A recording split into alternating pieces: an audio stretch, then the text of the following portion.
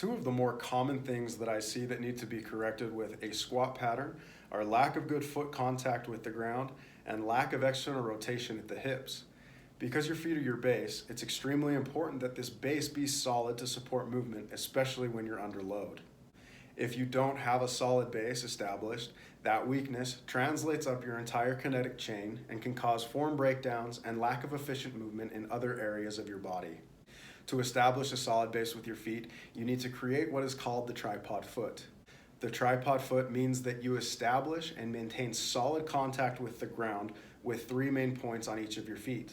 The first point is your heel, the second is the head of your first metatarsal, and the third is the head of your fifth metatarsal. Maintaining solid contact between these 3 points ensures that you have good weight distribution throughout your entire foot.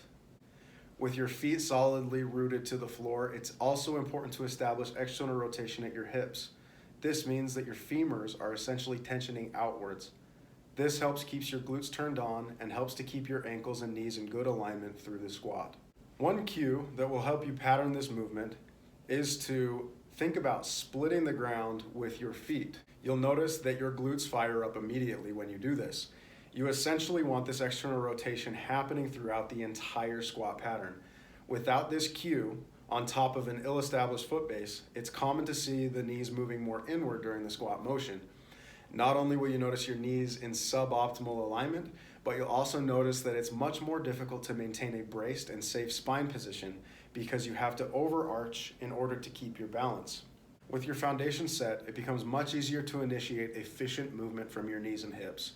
It will also help you stay in better position overall when you're under load.